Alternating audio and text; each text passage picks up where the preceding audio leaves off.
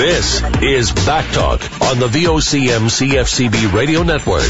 The opinions expressed on this show are not necessarily those of this station. Backtalk is brought to you by Chess Crosby Barristers. And now, your host, Pete Soucy. Well, good afternoon and welcome to a fresh week here on Backtalk. It is Pete Soucy here hosting the program today for this January 19th, 2015. Ryan Critch in the producer's chair. And I just figured out what was going on with my chair. I was having troubles here for the last few days. I was sitting here. For some reason, I was sliding forward. The jeans are bunching up where you don't want them to. And then I realized I've got the wrong chair. There's no footrest on this one. No way to keep your legs up. So I switched it over anyway. I digress. Busy weekend, beautiful day, much on the hop. Let's get right to it, shall we? Oh, actually, I guess it's part of it. Big snow for Labrador. 40 centimeters or so for Lab West. And although they're not listening up there, unless they're listening on VOCM.com through the internet, I feel for you. That sounds like a terrible situation. And of course, over in Happy Valley Goose Bay, they've got a strike situation going on, so they're going to do one cut that's been agreed to on every street, but it's not going to be pleasant at all, and I certainly hope it works out okay, but not good at all. All right, the Premier's Conference that's in town, they're talking about all sorts of very important issues, like oil, and how the drop in the price of it is hurting us in a big way. Healthcare, of course, a constant source of angst and discussion. And the Premier of Nova Scotia is saying that Ottawa owes us all some clarity on what CETA means for each individual province. And that's certainly something we've been focusing on in Newfoundland and Labrador for some time. And I'll get back to that because we've had two of our MHAs, two cabinet ministers up in Ottawa trying to sort things out and to make some headway, but they've packed it in, given it up, and they say it's not on their way home. Let's leave that for now, and I promise I will get back to that. Now, in terms of the fact that the House is opened here in this province, and they're trying to work on this legislation that would allow an electoral boundaries change. All kinds of continuing talk about this and the fact that it seems to be such a priority and there's such a rush on to get it done before the next election in the fall. We assume, at least in the fall. You know, I'm coming around. I'm changing my mind daily on the whole seat reduction thing. I've proposed for a long time, and it's not my idea no more than it's Paul Davis's idea or Dwight Ball's for that matter, that if you accept that the way we do things now by our House of Assembly and the setup generally, how things get done, how decisions get made, etc., then we can probably do what we're doing now with far fewer MHAs. I haven't seen the need of it. I thought we'd be fairly represented and get everything done as we're doing it now. I could never see the point of having far more per capita than similarly populated provinces like New Brunswick, say. It's not too far off, and we have about the same as they have in New Brunswick. And I will stick to that assertion, in fact, as long as the status quo is maintained. I say we are overrepresented, and you could go down to 40 or 38, possibly lower, unless things change. And perhaps that was a cynical frame of mind on my part to think that things can't change, will not change, will not be reformed. But please forgive me for being so cynical because that's the way things have gone. We've been stuck in an unproductive rut forever. But if change is possible and coming, if reform is on its way, then perhaps, yes, we do need to be careful in how much reduction in the number of seats we entertain. Now, if we're going to change things, then the Commission certainly has to know what the plan is, which they don't because we haven't really gotten into what, if any, change is coming in terms of how we deal with things by a committee and all party committees, etc.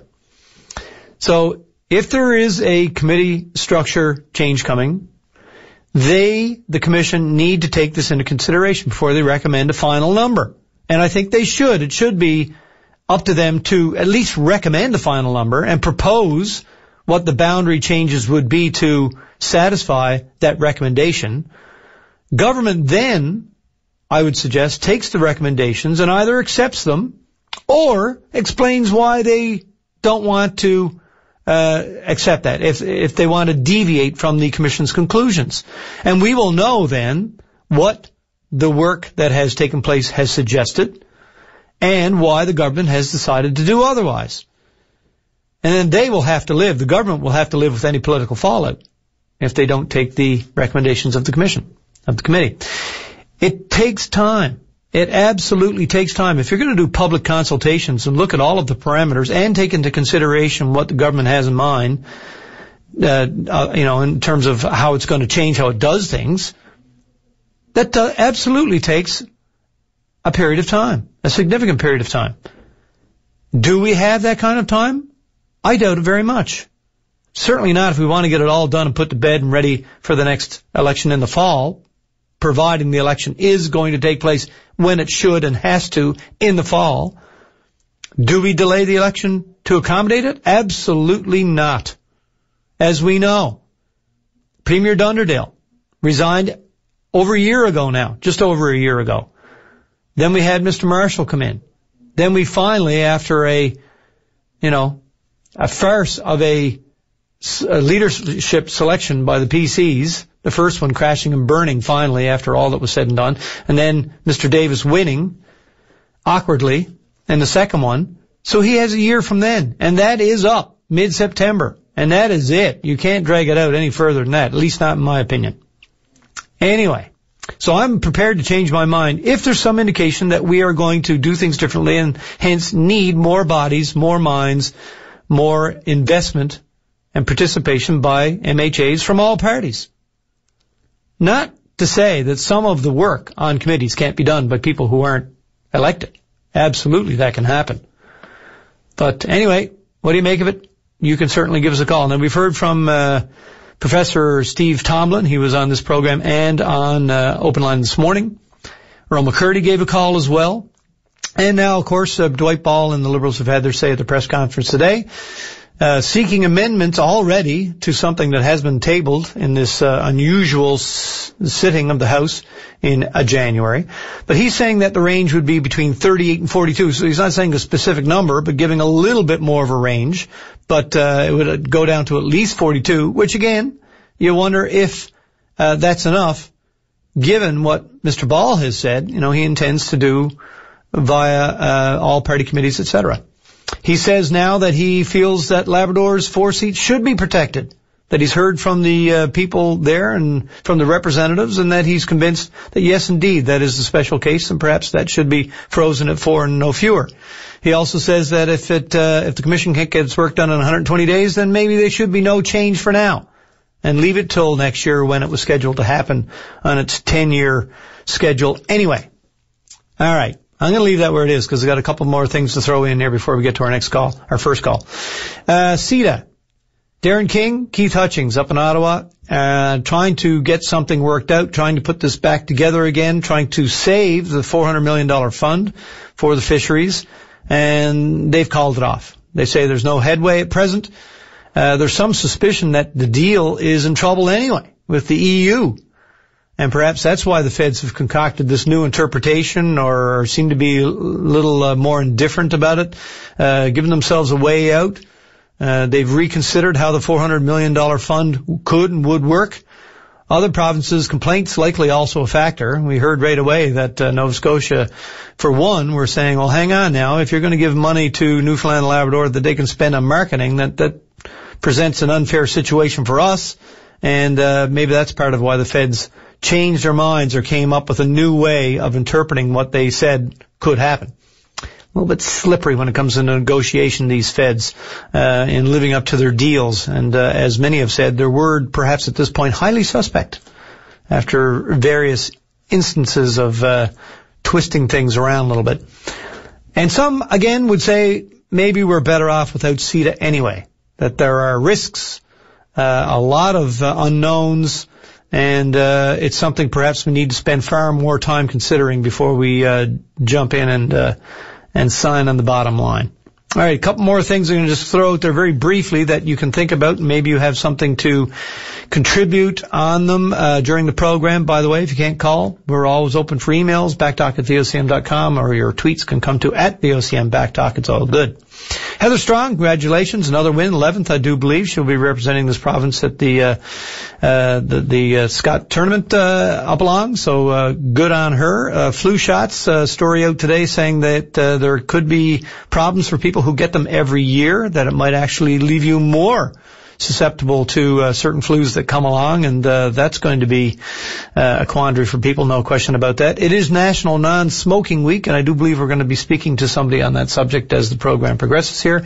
And I want to give you a heads up early this week that Terry Ryan, our sports and physical activity correspondent, will be here on Thursday, and if you have anything to ask or add on anything related to sports and being fit and exercise and all that sort of thing, get prepared for it. And we no doubt will be hearing from a variety of people on that. Some have already indicated they intend to call.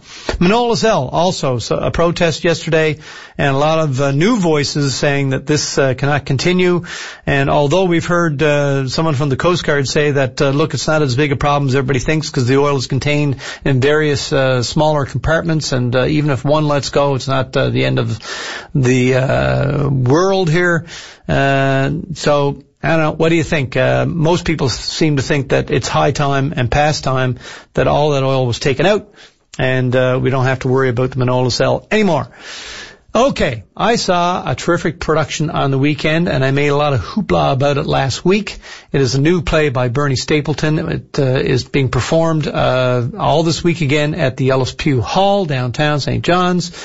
Resource Center for the Arts production, and it was terrific. It really was. I was looking forward to it, and I was certainly not disappointed. It was a terrific script put together by professionals and well performed, very much appreciated by the audience. That was absolutely full when I saw it, and now the playwright has actually gotten to see it last night. She's on the line. Bernie Stapleton, how are you?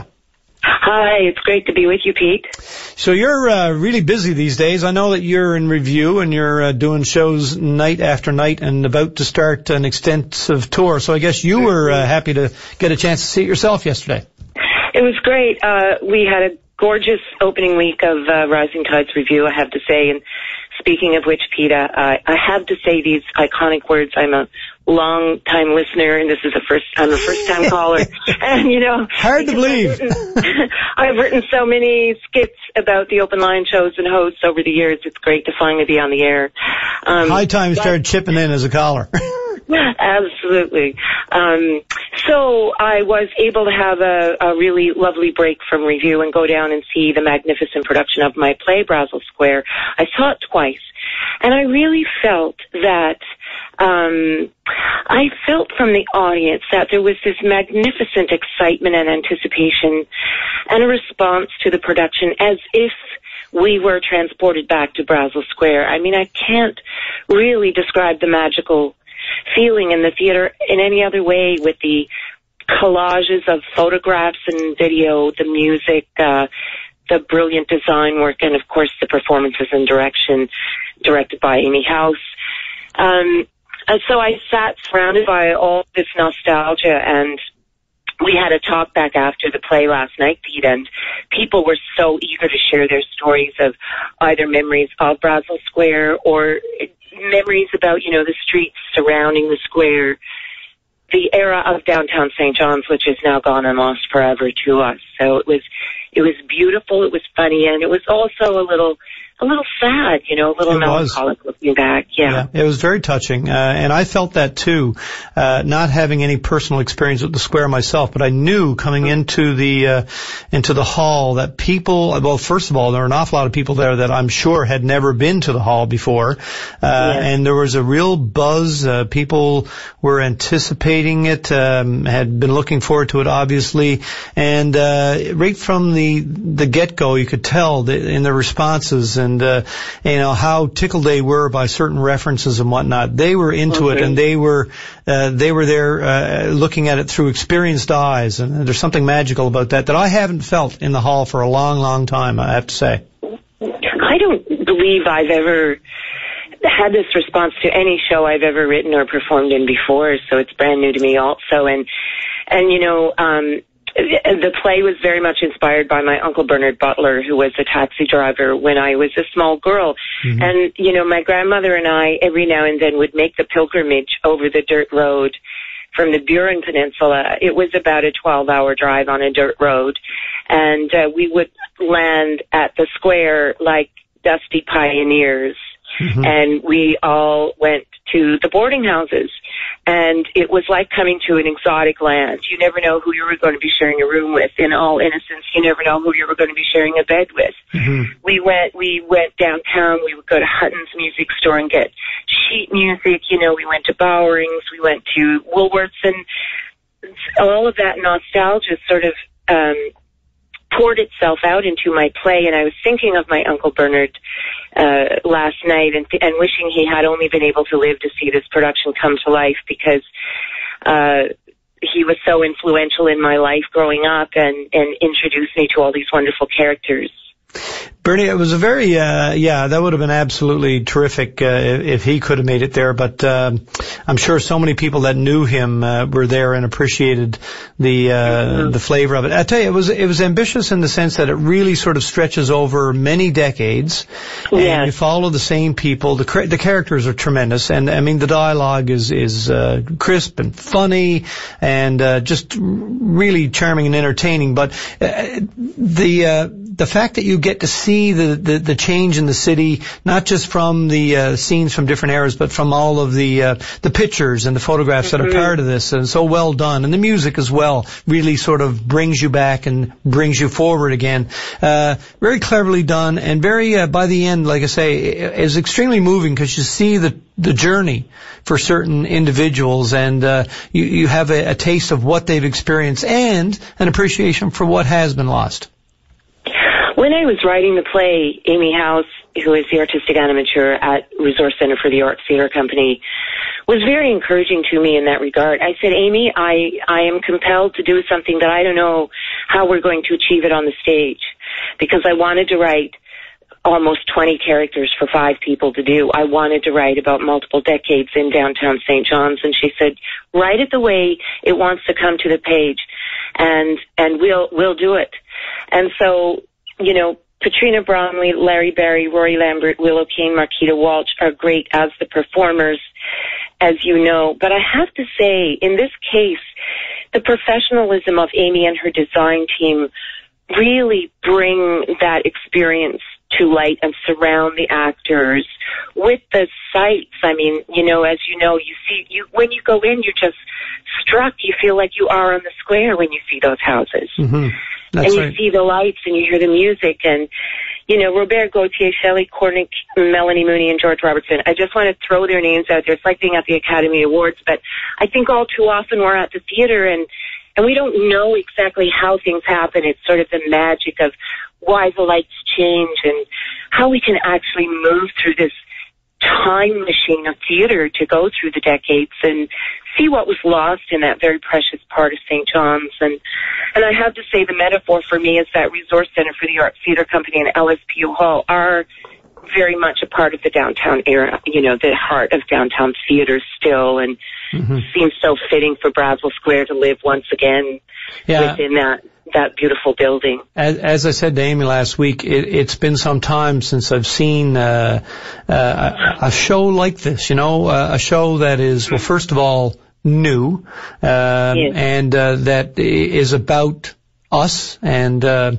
aspect of our culture, and it really had sort of, in a way, although it's not a collective, a feel of theater from some decades ago, where there were many shows that really sort of tackled different aspects, like the Terrace de Bacalao and High Steel. You know, it sort of was a return, and a very pleasant one, to a time when perhaps we did an awful lot more original work about this place, and so beautifully done too. Very subtle, and very effective in its economy, and just good writing with solid cast and production team, and just a real gem. And I really appreciate you. I don't know how long you've been working on it, but boy, I tell you, it was worth it, because it was a beautiful piece of theater. It took me 3 years, and your words of encouragement and your support for the show are invaluable for us. And as we go into our closing week now and sold out audiences, we're definitely looking to increase the length of the show. As you know, when theater shows close and often fold up and get packed away and don't see the light of day again. And we want to bring the square to the province and see a longer life for it. So that's why we're so happy to continue talking about the play. No, I think that it has a great future, and I hope perhaps it could inspire not only you, the response to it will inspire you, but just the fact that we get to see something like this again might bring more people back to this kind of writing, this kind of script, because I think, I certainly have missed it, and I'm sure lots of other people, once they see this, will say, oh, right, there's so much value in investing in this kind of work. Bernie, listen, I got to say thanks and goodbye, but really appreciate you taking the time today, and I do look forward to the remount and the next thing you bring to us. Thank you, Pete, and I want to say good luck to you and all your fellow cast members in Spamalot. I'm madly jealous, and break a leg. I have to confess, we're having an awful lot of fun. Thanks very much. Take care. Bye-bye. Bernie Stapleton, and she should be extremely pleased with the huge success that her play Brazel Square is at the moment. And boy, I tell you, if you haven't got a ticket, I feel bad for you, because it is quite something. And see if you can somehow squeeze your way in. If not, you'll have to wait for the remount. I'm sure there will be one. Let us take our break. We'll be right back. We are back, and now we're joined by Kimberly Ann Loranger. She is on line 8, and I just finished reading a story, Kim, about you, and perhaps you can tell our audience exactly what your situation is.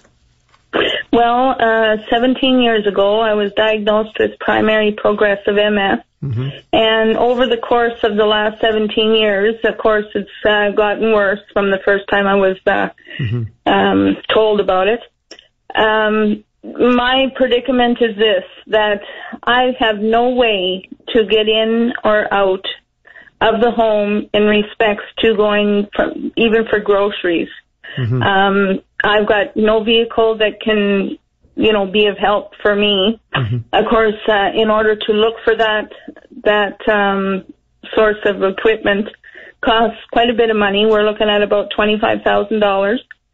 And I'm in an electric wheelchair, so that's the main reason why I need the wheelchair ramp and the van to, commute back and forth to whenever I want to get out of the house to go for groceries or just socially or what have you. Right. So I'm surprised when I read that number. I have a friend who's dealing with MS right now out of province, and I'm surprised that's the figure, because that seems low to me. I have to tell you, it seems to me that other people I know have had to invest far more, because of course there's the van, and then there's the upgrades to the vehicle, including the ramp and all that. It seems to add up to far more than that, but let's use that figure for now.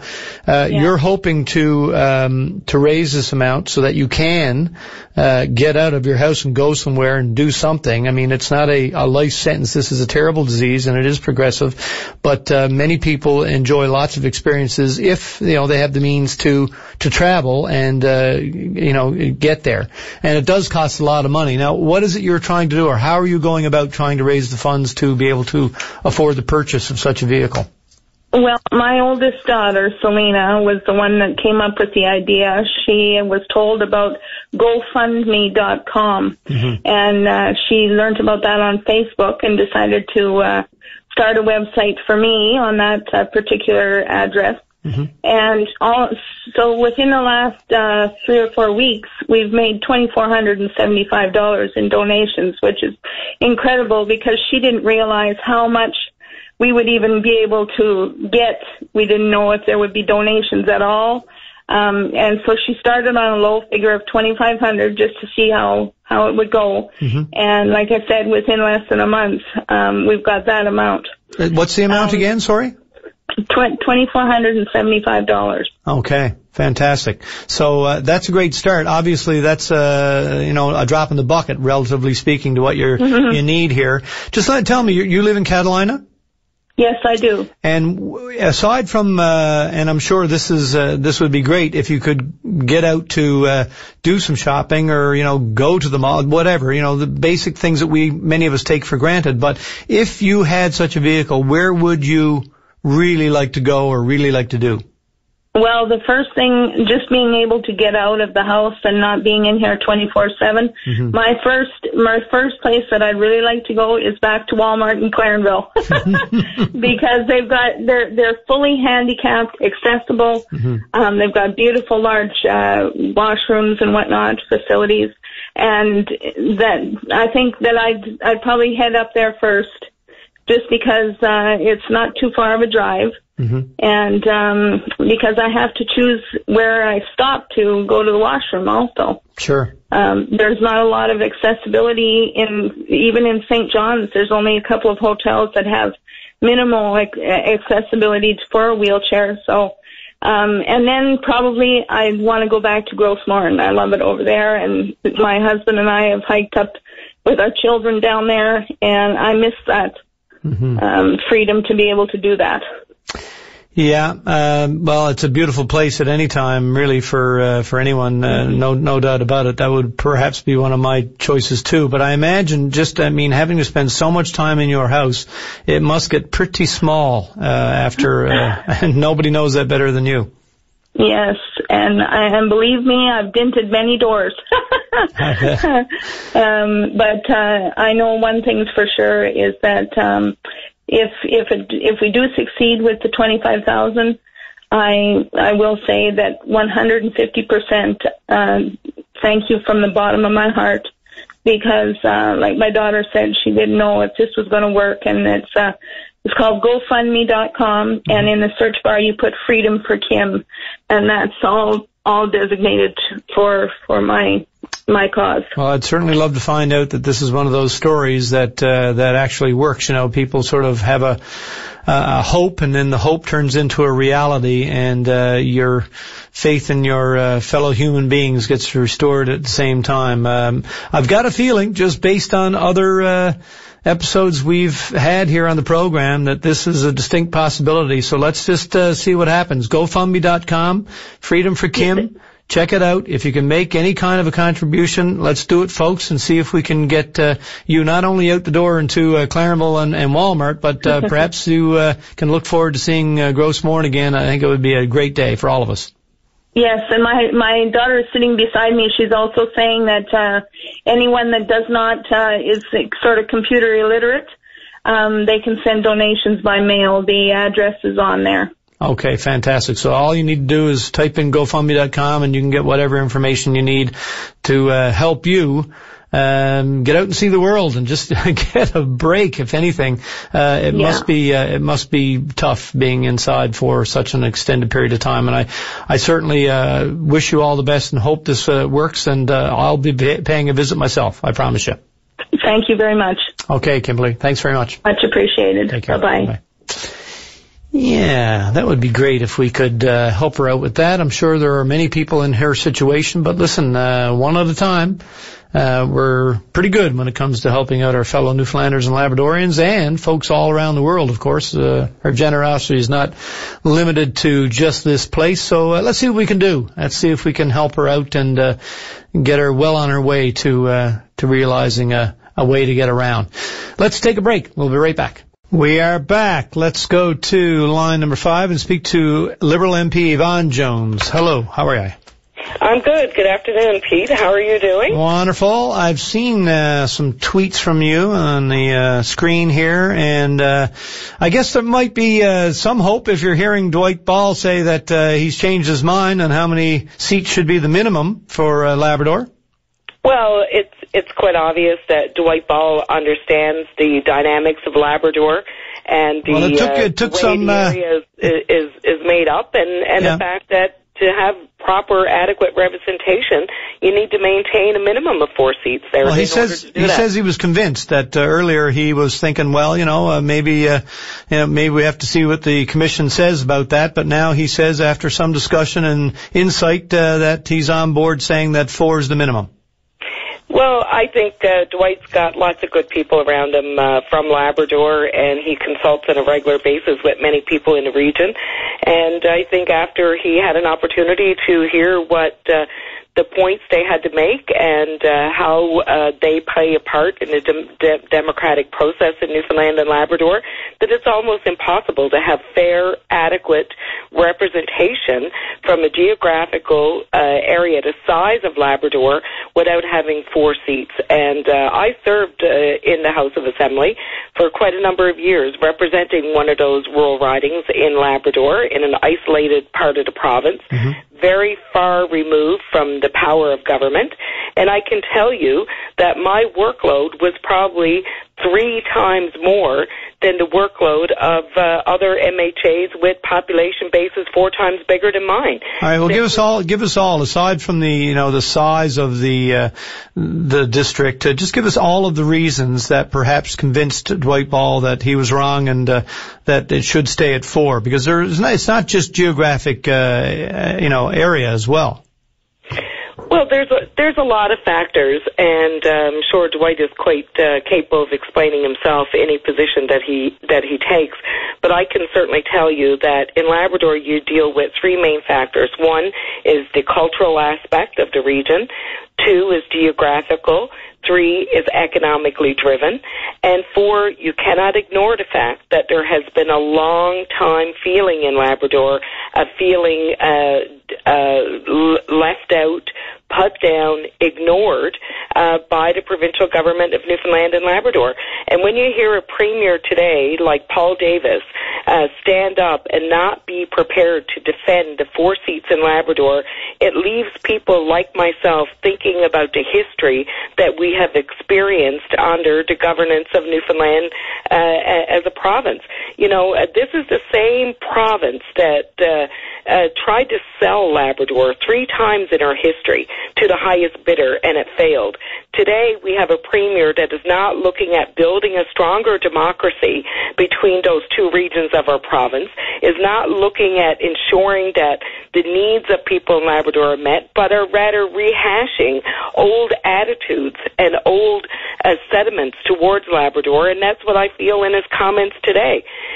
People in Newfoundland and Labrador should have one goal, and that is keeping our province together, keeping our province, ensuring that we have fair and adequate representation of all people. Labradorians feel very strongly about this. We're a very distinct culture of people. We have tremendous geographical challenges. I don't have to explain this to people. We're getting roads in Labrador now for the first time in their lives, 20 years after everyone else in the province. It'll probably take us many years before we have high-speed connections and fiber-optic TV and cell phone services like others in the province, enjoy. But we'll never get there if we don't have good democratic representation. Democracy is about ensuring fairness for people. It's about making sure they have a voice and they have representation. When you start eroding that, you erode the very foundation of what we need as representation, and that's what Paul Davis is doing today. That's what the Premier is doing today. I cannot believe that he's so narrow-sighted, so narrow-minded as to think that it's the proper thing to do to remove the legal aspects to protecting these seats in Labrador. And I cannot believe that he's already out there saying things like it's okay to have a half a seat, that we can have a seat that spraddles the Strait of Belle Isle and have it, southern Labrador and northern Peninsula. Come on, you got to be realistic. So he's not only out there today proposing that you erode the very democratic foundation that Labrador has lobbied and worked hard to build up in representation in the House of Assembly, but he's also out there now proposing to divide Labradorians, to ensure that we're no longer whole as a culture and a society of people. We have a lot of pride, just like people on the Northern Peninsula have pride, just like people on the Burin Peninsula have pride, just like people who live in Trinity Bay or in Mount Pearl or in St. John's. We have a sense of identity as well. And our sense of identity comes from sharing very common cultures, very common challenges geographical challenges, cultural challenges, economic challenges. It comes from building that bond together. And now you have a government that not only wants to take away our representation, but wants to start attacking and eroding our whole identity as northern people and as part of this province. And that is wrong. And I don't know who's advising Paul Davis on this issue. In fact, I question who advised him on any of the issues. But having said that, I don't want to be nasty about this. I just want him to be fair. I want him to open his eyes.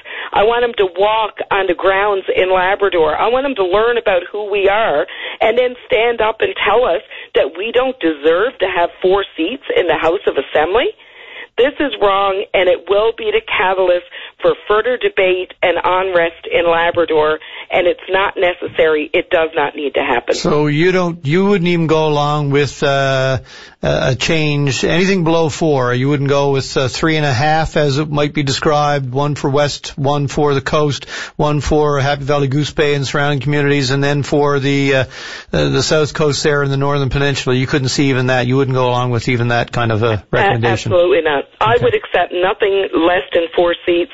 Do you know, Pete Soucy, the first time I went before the Electoral Boundary Commission was when the review started in the early 90s, and I think it was 93 if I was remember the date, finished in 96. And I was a young woman at the time, and I lived on the coast of Labrador. I remember going to that Boundary Commission at that time to fight to save 4 seats in Labrador. My rationale for those seats has never changed or wavered over that time. In fact, I'm more convicted today in that representation and ensuring that quality of representation than I was even back then.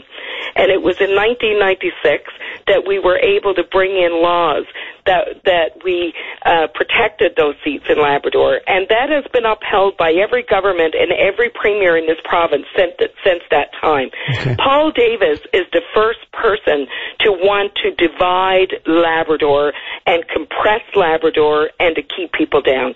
He is the first one in a long time that has attacked the democratic... Well, let's not frame it as though he's definitely determined to do that. He's looking for fewer seats, and it's going to be up to the commission to recommend what the new boundaries would be. So he's okay with it, but he's not setting out specifically to do just that. He's just open to it. He is. When you repeal the legislation that protected the seats, well, yeah, that means you don't agree with it. To give the commission latitude to go there, you'd have to do that, sure. Now listen, we do have to go, so I got to ask you one thing before we say goodbye. We're almost out of time here. When was the last time this province tried to sell Labrador? It was prior to Confederation and around 27, was again in 32, 31. Yeah.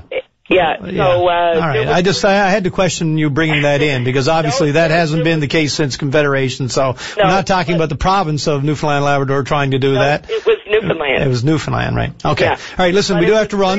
Three times in our history, Pete, and it's well documented. And there was offers, but they weren't. There was no offers, but there was conditions made for the sale of Labrador. And I only bring that up today because there's a lot of people in this province who don't know the history of our province. Yeah. They don't know what offsets the sediment that they often hear in Labrador. And believe me, it is only added to when you have leadership in this province that is to the arrogance of what Paul Davis is showing today. But listen, this is supposed to be a debate about the economy, and I would challenge this premier to deal with the economy of the province. I sat in that legislature and watched his government waste money every day in things they didn't need to. I just saw them pay Frank Coleman's company more money in Labrador to do a job they did not get done than they will ever save on cutting that fortune. Well, I think it's safe to say that the number of people who still think that this is about saving that $2.5 million a year, you could probably count on a hand. Anyway, listen, we got to go. I got to appreciate your time. We'll talk to you again soon. Pete, but it's more about saving Paul Davis right now and his government. It's not about saving anything in this economy or saving any kind of fair democracy for the people of the province. Okay. Don't be hoodwinked by these people. Thanks, Yvonne Jones. Appreciate it. All right, thank you. Bye-bye. We'll be back right after this. Welcome back. We're going to go now to line number 7 and speak to lawyer Ches Crosby, who's, I guess, back in court this week with his Moose class action appeal. How's it going, sir? Good, thank you. Good. We're in court on Wednesday. On Wednesday, people have been waiting for this to come around again. I know you were disappointed in what happened to make this appeal necessary, but tell us what you think you need to convince the powers that be this time. Well, it's similar to any appeal. You need basically to put your finger on legal errors, which we believe we have done, and yeah, it's mainly about legal errors, and the judge what we're arguing in the Court of Appeal is reasonably straightforward on the level of we're not asking the court to do anything novel in the sense of make new law. Rather, we're asking the court to apply established law or settled law, and so we're optimistic about the outcome. Okay, well, it's curious that this was obviously not done the first time around. Obviously, you think that they missed something that you need to point out again. What do you think your chances are? I mean, I'm not familiar with, the entire history here, but do you think it's possible that they're going to see something that the original deciders did not? That's always possible. If you look at appeals across the board, something like 30% of them are successful in some meaningful way. So, and as well, people whose opinion I respect a great deal have looked at documents that were filed in court and think we have a good chance. But now that's all you can ever say about an appeal or any case in court is that you have a good chance, and that's certainly what we feel. And what's the process once you're through this stage? Should you not get any satisfaction if there's no changes at all? Is that the end of it, or is there another step that you can avail of? Well, there's one more lifeline you can try and throw, and that's to the Supreme Court of Canada. However, that's always a long shot because for civil cases like this, it's basically a 1 in 10 chance of getting leave. You have to get their permission to go to Ottawa and argue a case, and it basically requires issues in the case which they think in Ottawa are of public importance or national importance. Any precedent in any other province that gives you extra hope that there is some possibility here, better than you've experienced to date? No, not in other provinces. Rather, I'm relying almost exclusively on cases from the Supreme Court of Canada and also from our own Court of Appeal. So this is why I say I'm not asking them to do anything but apply the law as it's already established to be. All right, and if they see it your way, if they come back and say, valid points made, and we now accept that you have, a good argument here, what happens then? Well, there are a couple of different outcomes are possible. It could be sent back in one way or another. First, there are several issues involved, several common issues, and they raised causes of action in, not to be overly technical, but negligence is one for sure, but also something called public nuisance.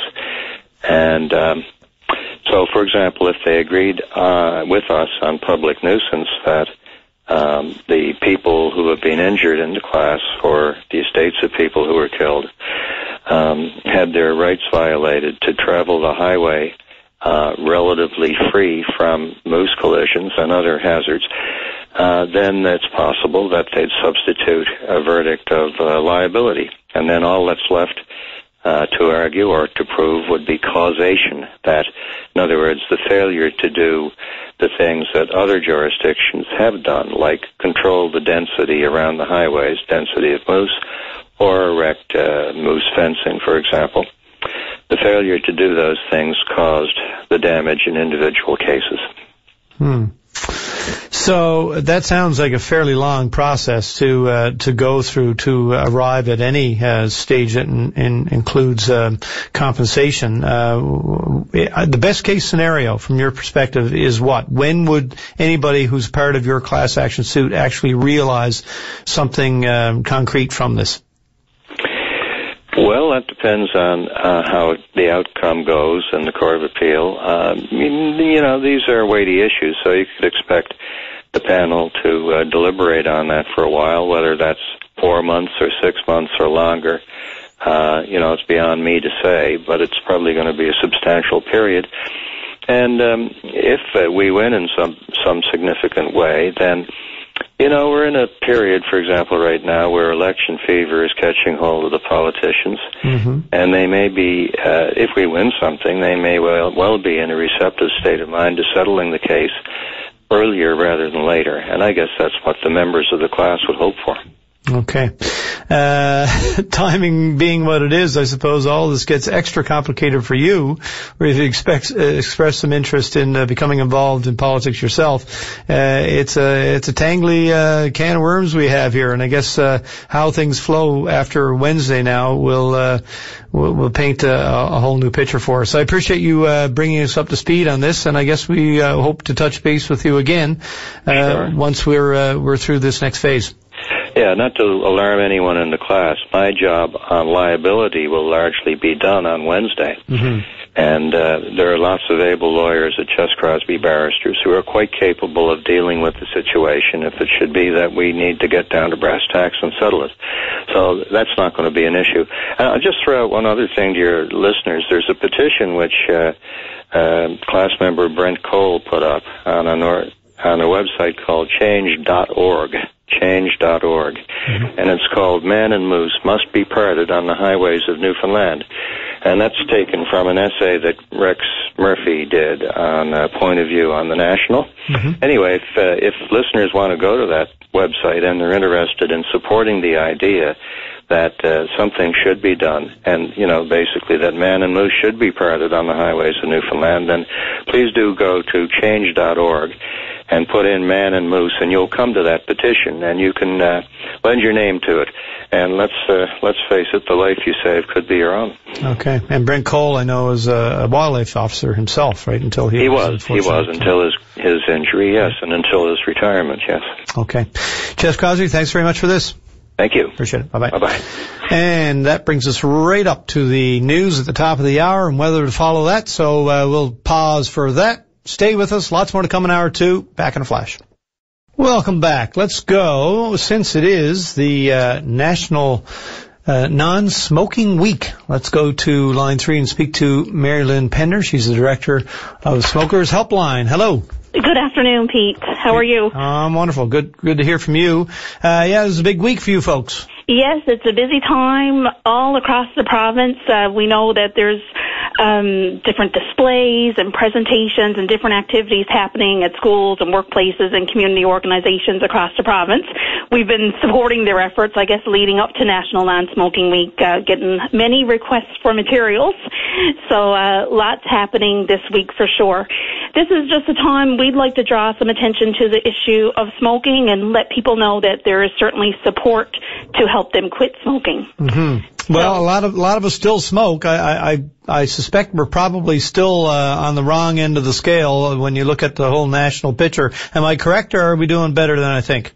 It's about 20% of the population here in our province are smokers. That's over 80,000 people continue to smoke, so that just goes to show there's still a lot of work to be done. As opposed to what nationally? What's the average? It's around 16 to 17% nationally, so I guess you could look at that. There's a few more smokers here in our province. Who's leading the way? Who's got the best record in the country? I'm not sure right off. I think it's BC. They're doing really well and have really good quit smoking initiatives on the go over there as well. Healthy, outdoorsy, active, forward-looking, enthusiastic people over there in BC. I'm pretty sure it's BC. They got a lot of good work going on, but so do we here in our province.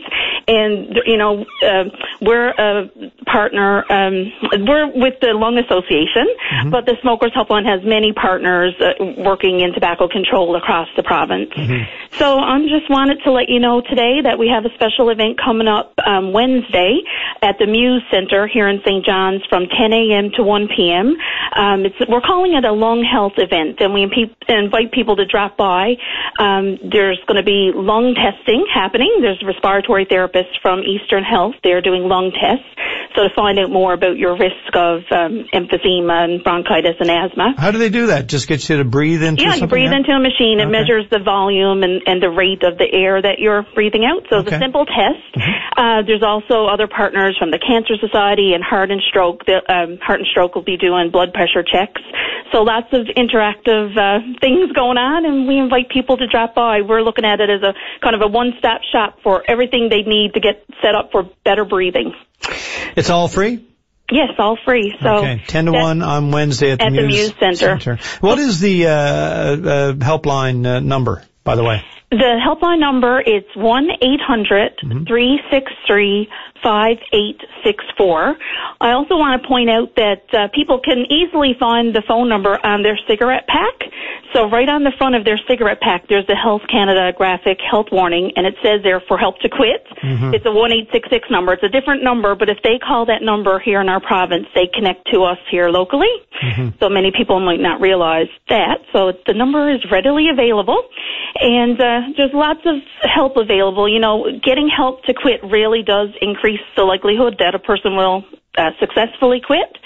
So that could be talking to a doctor or pharmacist, calling us to learn more about what's available. Like we offer group programs, free self-help materials, quit tips and information over the phone.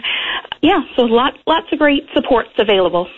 I tell you, addiction is a mysterious and powerful thing, because even though we know what the risks are, we know that smoking is such a deadly thing. If we were all forced to drink something toxic that was guaranteed to take time off our lives, it would be a major protest. But we do it willingly. I guess an awful lot of people hate the fact that they smoke and would love to quit. I know people who've quit for years and then gone back to it. So that's the nature of addiction. It is a very strong addiction, and we know that from speaking to our clients every day who really want to quit and struggle with it, right? So we understand, and when they call the line, they're, non-judgmental, there's professional trained smoking cessation counselors that can support them in overcoming the addiction. Okay.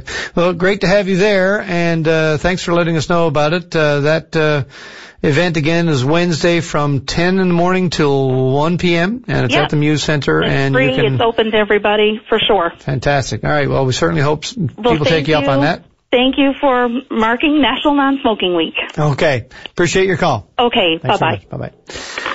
There you go. If you need some help, it's there for you. All you got to do is call the number or check them out online, and you can do it. It can happen, but you got to want to, and you have to know that you do need to.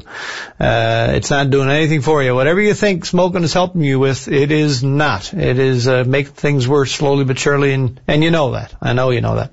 Let's go to Wayne Ralph on line 5. Hello, sir. How you doing today, buddy? Not bad, and you? I'm not too bad.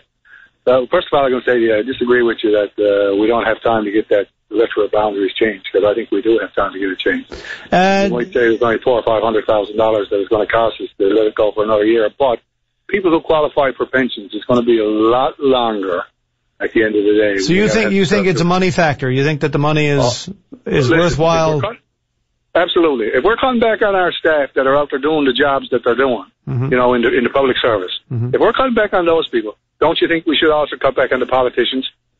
Well, I've long said I have no problem whatsoever of revisiting the number of MHAs and getting it right and getting exactly what we need. Now, I think if we're going to make reforms to how we make decisions, we do need to take that into it as well, because if we are going to go to more committee work and all party committees, etc., then we have to get it right, and you have to know that going in when you make your deliberations. And I think the study should come first rather than the determination of how many seats we're going to lose.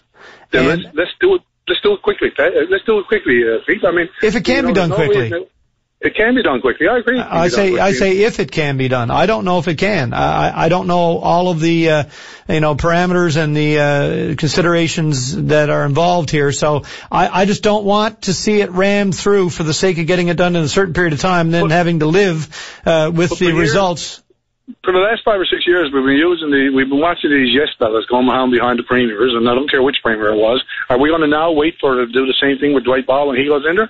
That we're going to wait for these yes men going behind the back of him and just, everything he says is right. I mean, I look at Steve Kent. Every time there's an announcement, he's even with Davis now. He's behind Davis with his head going up and down like a babbit.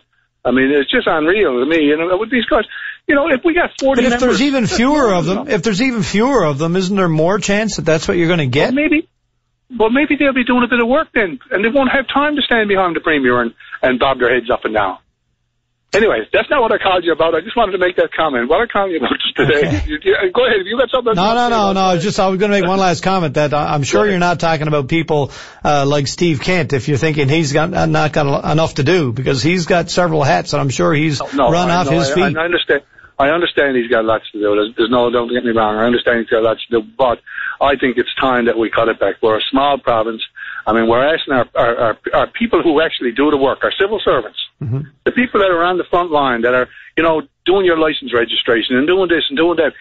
And we're asking to cut back on them, and we're not filling any jobs, and we're going to allow, another 48 politicians to go in. No, I think it should be done before the next election. And that's just my view on it, Pete. I'm sorry, but I think this time it can be done. Listen, I was echoing all your words, but the more argument I've heard, and you have to stay open to these things sometimes, I am starting to see valid arguments for the alternative, and I'm more on the fence now, but I think really the number, what it turns out to be, and I don't think it should be dictated ahead of time, I think that there should be an awful lot of work done to find out what the number should be, given what we anticipate to be their role in the future, and we haven't done that. And I think that's the first good point. Let's find out what that should be and change the system before we determine exactly how many people it requires.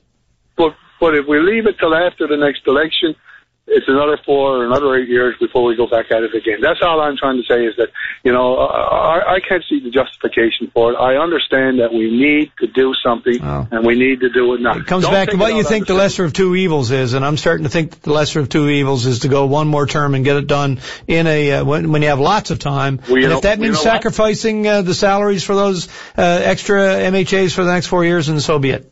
Well, I probably would agree with you if we were guaranteed it was going to be done before the next. If we had an all-party committee to say, this is going to be done. Well, Mr. Ball has committed that it's part of his platform, so, and if he doesn't do it, then it's on him. But anyway, go ahead.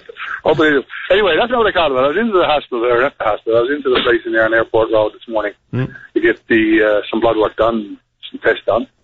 And they got a number system in there. And I said, there was a bunch of us here that all sat around, and they all said, I'm going to call up the line. I'm going to call Pete this afternoon, and they're going to listen. And I'm telling you what the problem is. Okay. They got a number system in. If you go to the number system, that they use at the hospitals, you pull out this little thing that says number 44, and the next fella comes to 45. Well, this morning, they were so busy in there that the numbers go from 0 to 100, and then they go like 100 to 200, but the only two numbers that comes up on the panel is the two numbers like 44, 54, 64. Right. Well, we were all sitting in the line in there this morning, sitting waiting our turn to come up, and things got really slow. Couldn't figure out what was going on. And what was going on was that the numbers went from 121 up to 221 and further. So everybody that was coming in, some people were coming right in off the street and getting to go in, because when number 21 came up, no way. Honest to God. And they went through the 100 numbers. You had people there with 121 and 221? Absolutely. Oh my God. There's people out there now that are listening to this, because they said they were going to listen to this. They said it was going to come. And all it's got to do to fix it is that you put up a 3-number board rather than a 2-number board, or put in a different color number, so that, because the clerk is not, they're busy. They're doing a good job. Yeah. Don't get me wrong. They're doing a really good job in there putting you through that lineup. It might be good to have enough people to take care of the folks who are needing help, so that it doesn't go over 100 people waiting. Well, I got to tell you, there was over 100 in there. There was, at a time this morning, I think there was probably 200 people in behind, and what happened then, it got more and more because, the numbers got more and more, because what would happen if I was 127 and somebody was 227, right? And they called it the number 27. Well, I went up and got my blood work done, and the other guy who's 227, he went up and got his work done. So the fellow who was at number 85 wasn't getting much closer, and that was the problem, Pete. Now I've heard it all. We all talked about it this morning, and they said, the only way to get this fixed, never mind phoning the hospital, is phone the open line show, because that's the only way it's going to be fixed. And I hope somebody's out there listening who can fix that problem, because it was very annoying. Not like it's started, but very annoying to everybody there this morning. We were all like a little bit upset that one more digit is not a real big problem, not a big thing to do to fix it, but or even put it A21, B21, so it goes around to another letter in front. Motor registration. That's exactly what they do with motor registration. You got A, B, C, so that you're not getting double people going up with the same number. I bet you it's not fixed in a hurry, though. As simple as the cure is, I bet you it's not done tomorrow. I bet you go to that open line now, buddy. I bet you'll be fixed pretty soon. That's going to take a requisition. That's going to take a committee. That's going to take a process. That's going to be 2 years down the road. Well, maybe we'll have an elected new member to fix it, I suppose. There you go. An extra member. Just take care of that. All right, Wayne. Take care, man. Thank you. All right, peace. Bye, fella. All right. We got to take a break. Let's do that. We'll get right back. All right. Let's go to line number 7 and speak to Jerry Fleming. How you doing? Morning. Good afternoon, Pete. Good afternoon to you. You're doing a good job, boy. Thank you. Trying. I want to comment on Pete. I think Premier Davis is doing the right thing to cut down to 38 seats. Okay, and is he doing the right thing to do it in the time frame we have? Well, they're like a little more time, but if you have to get it done before this year, you have to get it done, right? Well, why didn't he start it back in November? That's right, he should have, but... Yeah, okay. So even with the limited amount of time left, you think it's still doable and advisable to get it done before the next election, so we're down to whatever number. He says 38 is the number he's picked. You'd like to see it 38 in the next coming election? Definitely. There's too many in there. Too many. Yeah. Okay, well, I mean, like I said, if we continue to do things the way they're currently being done, then it's quite likely that 38 possibly can do it. But if you want more oversight, if you want more committee scrutiny of decisions before they're made and people kind of keeping checks and balances in place, then I don't know if it can be done with 38, because once you take out the number of cabinet ministers and you look at the rest of the backbench that's available there, it starts to get a little lean if you want all of these committees in place. That's the argument that's sort of affecting my mind frame on it at the moment. But people are the second biggest House of Assembly in Canada. Second biggest what? House of Assembly members in Canada. Second biggest? No, we're down near the bottom in terms of per capita. There's only PEI below us, and you can only go so low. I mean, you can't have 5 people running the province, or 5. Right. So PEI are below us, but otherwise, we've got 13,000 on average. Or no, it would be 13. It's 10 now. 10 on average. It would be 13 if we went to 38. I think the rest of even Atlantic Canada, Nova Scotia and New Brunswick, are somewhere in the range of 15,000, 16,000 per MHA. Or MLA, as they call it there. All right, Peter Fair's I'm trying to love to see could have come putting down back 38. Down to 38. Okay. Yes, sir. Fair enough. Thank you very much. All right, appreciate it. You too. Yeah, and a lot of people feel that exact same way. There's quite a bit of discussion, as you know, going on, everywhere in the media, but Twitter right here is heated up. And here's the thing. A lot of people, too, and this is music to my ears, because I've often been known to say that parties are a big part of the problem. I don't think the party system works particularly well. Too often you get, squabbling just because they had an idea that we like, but we can't support it because it's theirs, and we have to support our own poor idea because it's ours. Some say that it wouldn't be any better if you went to everybody was an independent type of situation, and then somehow all of the people that get elected decide amongst them who's going to be the leader or premier, and then the premier, I suppose, and depending on how it works, a cabinet gets selected, which is always in the minority, so that the people not in cabinet can vote them down if need be. But at least then, every party only has one candidate, so you can only select when you go to the ballot box amongst the 2 or 3 or 4 names that are there. Whereas if there weren't any parties, then perhaps you'd have a much wider and better, the people that weren't successful in getting the nomination for that particular party. Anyway, it works elsewhere. Not too many examples of it, but I'd love to see more discussion on how that might work Not that it's easy to go there, because essentially you have to have somebody in government who decides to give it a whirl, and with the party system, that's not going to happen. All right, we're going to go to NDP MHA Jerry Rogers on line 1. How you doing? I'm very well. How are you doing, Pete? I'm doing great, and I'm enjoying the conversation, I have to say. It's a great debate, and it's bringing a lot of people in that perhaps weren't as engaged in the discussion, political discussions as they are now. Yeah, and I haven't been able to listen to that discussion as I was in the House, but the House has just been adjourned, and adjourned early, and all of us, people have come from, MHAs have come from all over the province, and now the House has been adjourned for the day.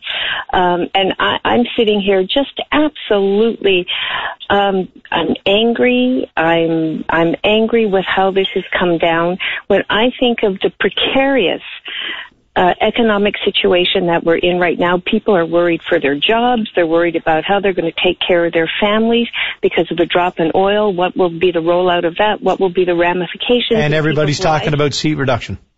I cannot believe it. And is that what all this is about, Jerry, in your estimation? Is this just a diversion, yeah? I think it's a desperate move on behalf of a desperate government who's trying to hold on to power and trying to extend their power whatever way they can. And right now is when we need absolute stability because of the really fragile economic situation that we're finding ourselves in. We should be in this House debating those issues and how are people going to be coping with the rollouts of the reduction in the price of oil. That's what we should be talking about. And now more than ever, people need to make sure that that people are represented in the House, that they have a voice in the House. Now is not the time to throw all this into chaos. Well, but what in your estimation is... I am so angry and upset about this. This is a time when we should have stability so that we can deal with this precarious economic situation rather than throwing everything into chaos. And God knows when we'll have the next election as well. Will the Premier have to push the next election until 2016? Well, that's what my question is. Is this move by Premier Davis more about taking the focus off the budget, the deficit, or is it about an attempt to extend his time in office? I believe it's absolutely a desperate attempt to try to extend his time in office. I think it's a cynical move. It's taking advantage of this feeling that sometimes out there that politicians are fat cats who are paid more than they should be or whatever. Mm-hmm. I think, again, when we look at the housing crisis, when we look at the crisis in mental health, when we look at our healthcare situation, and he's in here today saying everything's on the table. Everything's on the table and is subject to the potential of cuts.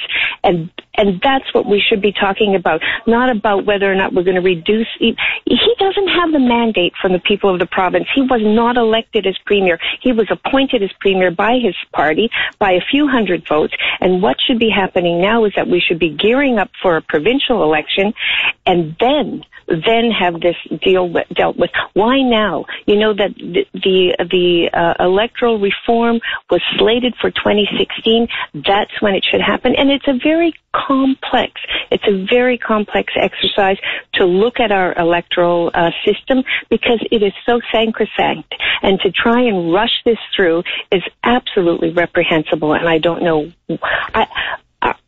He will not answer why he's doing it now. Like the he says it's about money. Save $2.5 million this year. Mm-hmm. It cannot be specifically for that reason. Well, and you know who it's going to affect? It's going to affect rural districts. It's going to affect already marginal districts.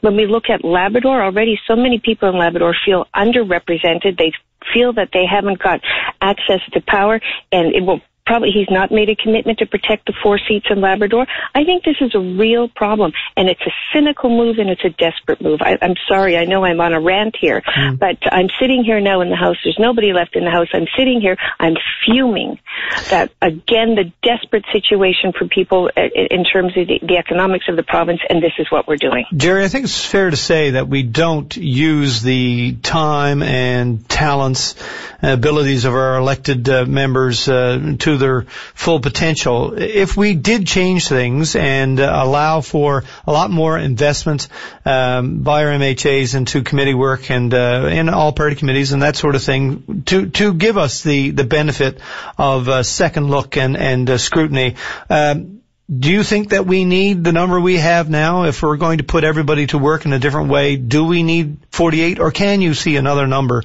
being workable? And I know we're still talking about the issue, and you don't think that this is the issue we should be talking about, but just because the conversation hasn't started, do you think there's potential for a change in the number, one way or the other? I'm not sure, Pete, and I think that, that's it would be an interesting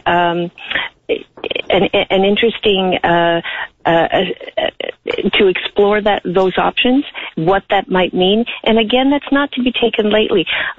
Today, again, in the House of Assembly, I stood up with a petition asking for an all-party committee to look at the issue of mental health. We do not have all-party select committees, and it's a waste. It's a waste to not use the expertise in this House. It's a waste not to do those kinds of committees that make our debate in the House more effective and more informed. And why this government refuses to do that when it's practiced across the country and across the Commonwealth, for goodness sakes. I don't know why. I believe it's an abuse of our democratic process. And what's happening here today is also an abuse of our democratic process. I'm enraged by it all. I sit here and I think, what in God's name is happening?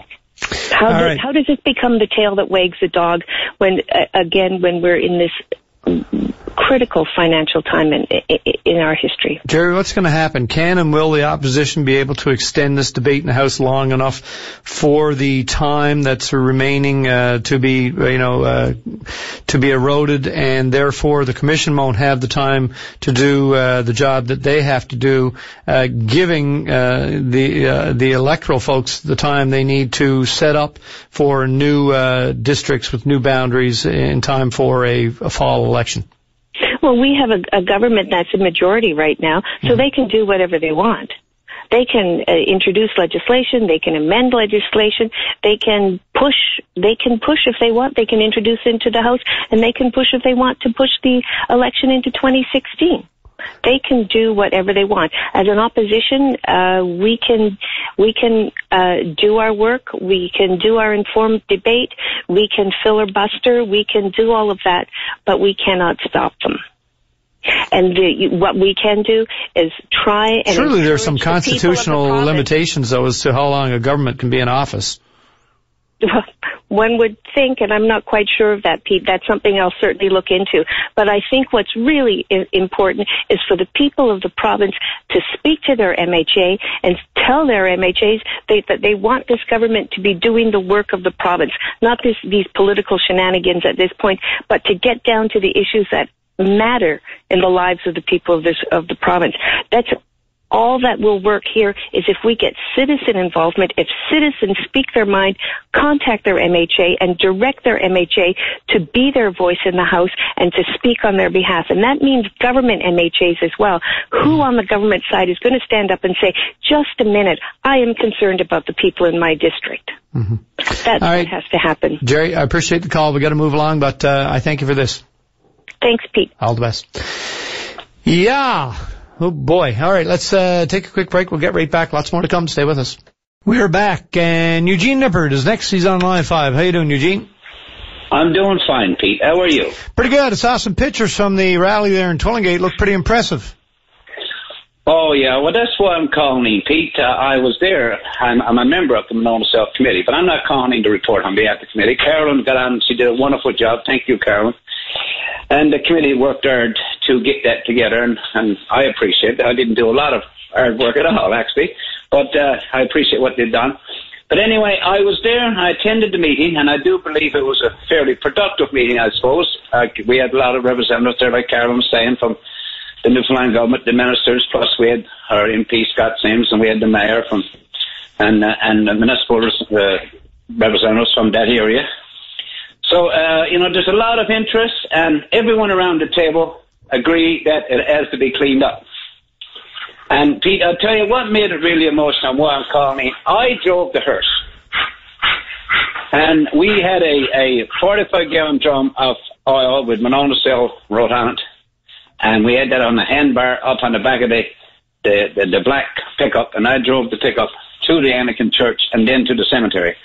And we had a guy in front, a member of our committee, hitting the drums, and we had people behind and shouting and everything. And I tell you, it was very emotional, you know. And you know, and you're thinking, because I'm from Deep Bay, Fogowan, and I mean, I love that area. I love Ballinasloe, of course, like yourself. But I mean, you know, I can only, it's going through my mind, you know, the birds down by the wharf can't fly away. The seals with oil on them, you know, and what's going to happen if it don't get cleaned up? Because from the experts are saying it's only just a matter of time and it's going to bust open and it's going to be major. So yeah, now I heard a Coast Guard guy just recently. He said that, you know, it's not as people think that it's all one big, you know, container, that the oil is sort of, you know, held in many different sections, and that you know, if one goes, it's not going to be too bad. And the cofferdams, he says, do a fairly good job, and we can get the oil out of those. And as long as we do it one at a time, it's not as significant a risk as most people would interpret it as being.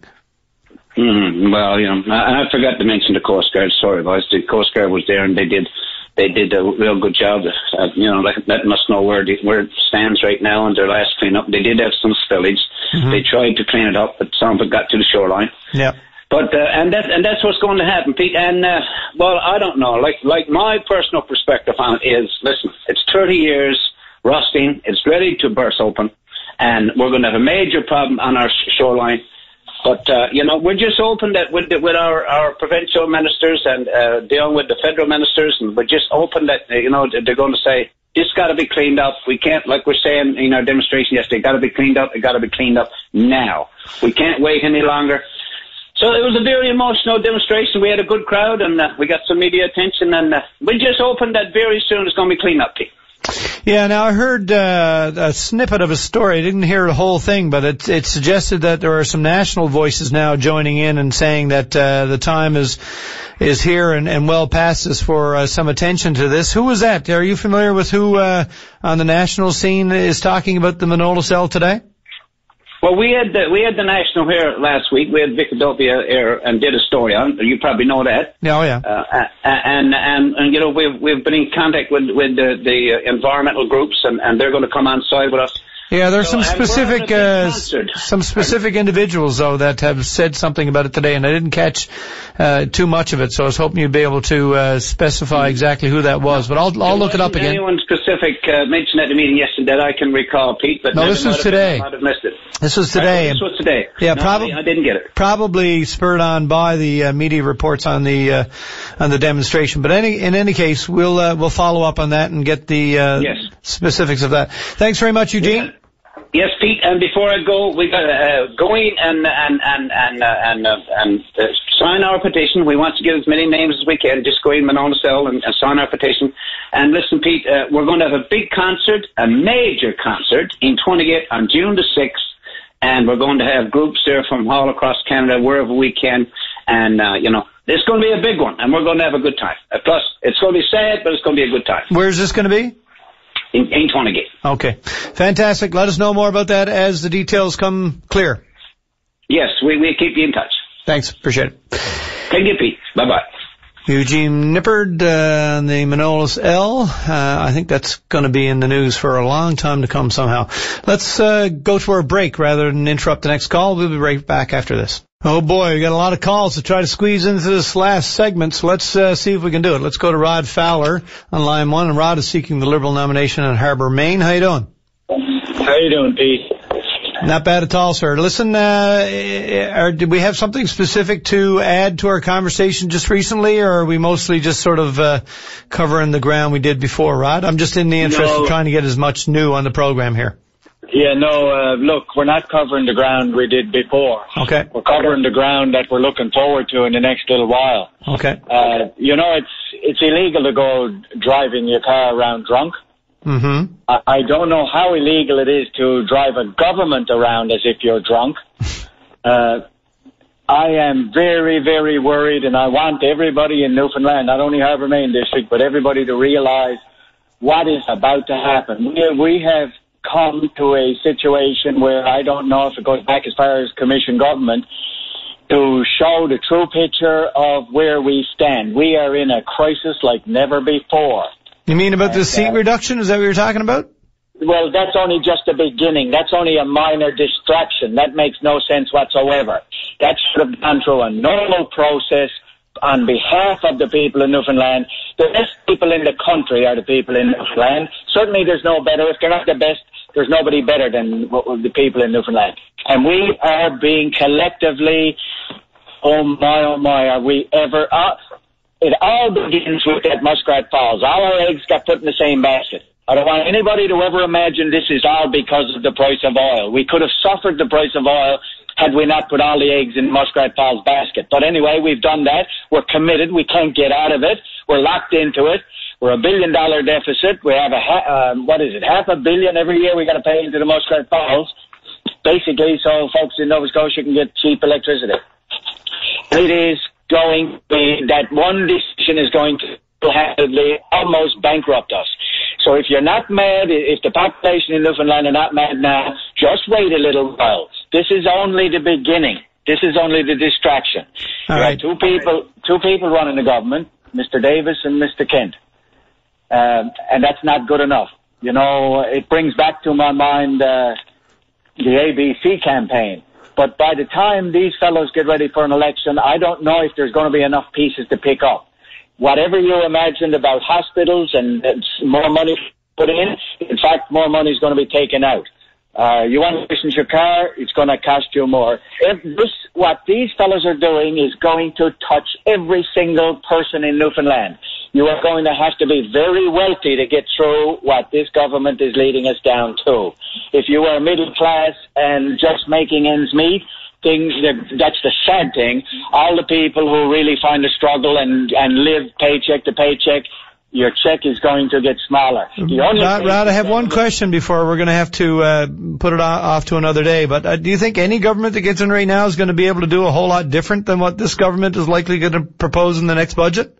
Absolutely. I listened to Dwight Ball this morning, and I hope Newfoundlanders from one end to the other listen to that man. He is a calm, cool, collected fellow, fully aware of the troubles that lay ahead of us. But he's going to have to cut some services or some jobs or something and possibly look at raising taxes in order to minimize the deficit. Is that not right? Pete, the trouble that they've put us into, there are going to be difficult things to do. Yeah. I want somebody there leading us that I can trust. It's going to be very, very hard on us all. We're in the mess now. It's not just a mess that's going to come. It has happened. Okay. We all just haven't seen the whole story just yet. So you think that the recent history has to inform our choices next time. All right, listen, I'm going to run to the next caller. I'm going to try to squeeze these two folks in. I appreciate your patience, but let's talk again soon. And sure, Pete, and I'm running to see Ron and try to write it. Okay, sir. Thanks again. Take care, Pete. Rod Fowler. All right, let's go to Sean Skinner on line 3. Sean, I saw you sitting in the row ahead of me at the play the other night. Yes, it was a great play, Pete, wasn't it? I thought it was. I really did. It sort of brought a lot back, and it was a very moving piece, and well done. Yep. Well, I just wanted to call in and talk about that because I grew up on Brazel Square. I don't know if you realize that or not. I did not know that, no. Yeah, I lived there in the 60s. I was born in 61, and I lived there all the 60s and up until about 75. So I was there till I was about 14, 15 years old. And I was very interested to see how the play would characterize the square, and I thought they did a great job on it. And I just wanted to call and say, you know, as a person who lived there, there's a lot more. They could probably do a sequel, by the way, if they wanted to. There's a lot more they could talk about, but I thought they captured that time really, really well, and the lifestyle and the culture of the people who lived on that square. You know, I think having lived there and listening to it, I really appreciated it. I had my children down with this. Our whole family went, actually. There was 28 of us that were there from our family, all told. But my children didn't get it all. They didn't understand all the nuances of it, but we had a great discussion up at Mom and Dad's after, where we talked about life on the square. And I thought the 5 actors that were there did a marvelous fabulous job. Patrina Bromley in particular, as she aged throughout the play, I thought did a great job, and I liked it. And I don't pick up the phone and call very often, but I just felt on this one I had to call and say to Amy and to Bernie and to all of the actors, it was a great show from someone who lived on the square. I thought they represented it well. I felt proud of how they showed it, and it was a great time. Yeah, no, I think that's a very powerful endorsement, and there was a nostalgia to it. I think I really got a sense of what we have lost in terms of our culture. Yep. I mean, the fact that people were so enthusiastic and forgiving, I suppose, of certain elements. You know, we didn't our expectations weren't necessarily too high, and we perhaps benefited from how we got along under those circumstances because of that. Well, I think you're exactly right. And I'll finish up with this comment. I know in talking to my own children and some of my nieces and nephews who were there afterwards, I said, you know, we never had a lot growing up on the square, but we were never hungry. We always had friends. We always felt loved, and we always had something to do. And that was a testament, I think, to the people who lived on the square and who grew up on the square. In many ways, all you need is what you need and not what you want. You got it. But it was a great job, and I just, again, as I said, I just wanted to say to the cast and to Bernie and Amy, somebody who lived on the square for 15 years before they tore it down and put up the hotel, I thought it was a great job reflecting an era that has now ended, and we probably won't ever see anything like that again, but it was a great period of my life and a great time of my life. Good stuff. Really appreciate your call today, Sean. All right, sir. All the best, Pete. Keep up the good work. Thanks, sir. Bye-bye. Sean Skinner there commenting on Brazel Square. And we're going to finish up with Desmond on line 2. How you doing? You're the president of the Young PCs. Your comments, sir. Desmond Whalen. I am, Pete. How are you doing this afternoon? Wonderful. Good to hear from you. I just wanted to call in, to be honest. I just left the Confederation building about 10 or 15 minutes ago. I was sitting in the gallery at the House of Assembly today. Mm-hmm. And I guess before I start my comments, I'm going to say it's going to be very easy for people to say now I'm being a political troll, and especially given my title as president of the Young Progressive Conservatives. Yep. But I got a comment on the decorum in the House today, I guess, for lack of a better word. And what I saw come out of the Liberal Party today, I think it's worth mentioning to the people of the province that whenever you get a chance, tune into the House of Assembly. It's really worthwhile to know what's going on. Mm-hmm. We can get it through the media, and we certainly do get it through the media, and some of it is biased and some of it is unbiased, and I don't think that's a discussion for today. No. But I think if you tune into the House of Assembly, you'll really get to see how the discourse works of issues that are going on in the province. And to be 100% honest with you, what I saw come out of the Liberal Party today was a complete and utter disgrace to how politics should work and how policy initiatives that are being brought forward should be debated. They're over the top today. Super over the top today. There was a number of, and the issue with even watching on camera, if you get to watch online, you don't get the full effect of it as when you're sitting in the gallery. That's for sure, yeah. I encourage even when anyone is in St. John's to go up and sit in the gallery if you take an interest in politics in any way, because you really get to see what goes on. Yeah, don't take your kids, because you'll be forever and a day explaining to them why adults can carry on like that, and it's we try to control it amongst kids. You very well may be, and you hear that comment a lot, but I got to be honest with you. I've been watching the House of Assembly for quite a while. Yep. And I got interested in politics 2 or 3 years ago, and since that time I've kept very active. Whether I be watching it on the webcast or on the news nighttime or I go to the gallery as much as I can. Yeah. Today, what I saw was probably the worst that I've ever seen since I've been watching the House. Yeah, I, like you, have always been shocked and disappointed at how people carry on. But you know something? I haven't seen a whole lot of difference over the years between parties. I got to say, it seems to be completely unrelated to whichever party they belong to. It's just the way it goes, and I don't know what the fix is. Anyway, listen, we've got to go. We're well over time, but let's talk again about this, because I think it's a subject that's important, and we can say an awful lot more about it yet. For sure, Pete. Thank you. Appreciate it. Thanks. Bye. Desmond Whalen, president of the Young PCs. Okay, we got to go. Tonight, Jonathan Rischler in at 8 o'clock for Nightline. Make sure you join him then. Patty will be back in the morning. We'll see you again tomorrow afternoon. Thanks, Ryan Critch, for producing the show. And good afternoon, Burl.